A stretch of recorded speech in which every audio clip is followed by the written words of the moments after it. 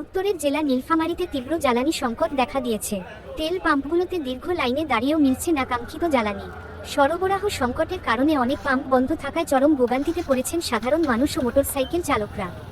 জেলার বিভিন্ন তেল পাম্পে সকাল থেকেই লেগে থাকে দীর্ঘ লাইন। ঘন্টার পর ঘন্টা অপেক্ষা করেও অনেকেই ফিরে যাচ্ছেন খালি হাতে। ডিপো থেকে সরবরাহ কম থাকায় জেলার অনেক তেল পাম্প টানা 2 থেকে 3 দিন পর্যন্ত বন্ধ থাকছে।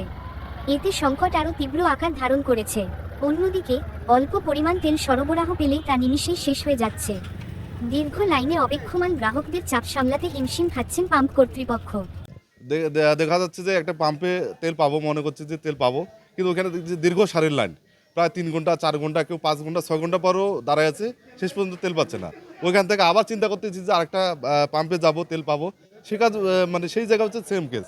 এখন এভাবে আমাদের যে দৈনিক কর্মঘণ্টা থাকে, আমরা সারাদিনে 12 ঘন্টা 13 ঘন্টা কাজ করি আমরা কোম্পানির লোকজন, সেখানে আমাদের কর্মঘণ্টাটা তো বিফলে যাচ্ছে, আমরা কাজও ঠিক মতো করতে পারছি না, হয়রানি হয়ে যাচ্ছে। আচ্ছা, আমরা শুনলাম যে ফুয়েল কাট করতেছে সরকার, সেই ক্ষেত্রে আপনি কি বলবেন সরকার? হ্যাঁ, এখানে ফুয়েল কাট বিষয়ে বলতে গেলে যেহেতু আমরাও দেখতেছি, তো ফুয়েল কাট করলে অবশ্যই আমাদের জন্য ভালো হবে, কারণ আমরা তেলটা সঠিক মতো নিতে পারবো, আমরা আমাদের কর্মঘণ্টাকেও বাঁচাইতে পারবো, আমাদের হয়রানিটাও থেকে বিরত থাকবো।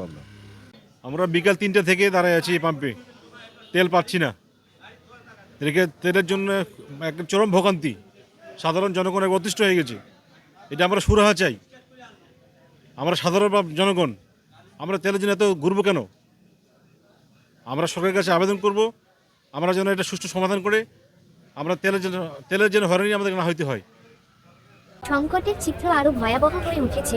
অনেকেই মোটরসাইকেল না এনে শুধু ট্যাঙ্ক খুলে তেল সংগ্রহ করতে পাম্পে আসছেন, যাতে জরুরি কাজ চালানো যায়। তবে পাম্প মালিকদের দাবি, সমস্যার মূল কারণ ডিপো থেকে কম সরবরাহ।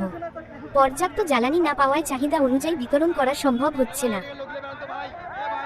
কাস্টমারের চাহিদা আগের তুলনায় বেড়ে গেছে, কারণ আগে যেরকম কাস্টমার ছিল তার থেকে এখন আরও বেশি। আর কাস্টমারের তেলের চাহিদা অতিরিক্ত। যারা আগে 50 টাকার তেল নিত, তারা এখন 1000 টাকার তেল দিয়েও হচ্ছে না।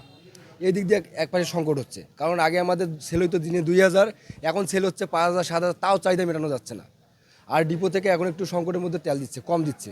আগে যেরকমভাবে তেল দিত সচরাচর সেভাবে দিচ্ছে না, কম দিচ্ছে। ডিপো থেকে যেভাবে সরকারি বরাদ্দ দিচ্ছে, যতটুকু দিচ্ছে সেটুকুই আনি জনগণের মধ্যে বন্টন করা হচ্ছে। জ্বালানি সংকট দীর্ঘায়িত হওয়ায় ব্যাহত হচ্ছে স্বাভাবিক জীবনযাত্রা ও কর্মক্ষেত্র। দ্রুত পরিস্থিতি স্বাভাবিক করার দাবি জানিয়েছেন ভুক্তভোগীরা। তেল সরবরাহ স্বাভাবিক না হলে সংকট আরও তীব্র হওয়ার আশঙ্কা রয়েছে, তাই দ্রুত কার্যকর পদক্ষেপ নেওয়ার দাবি জানাচ্ছেন সংশ্লিষ্টরা।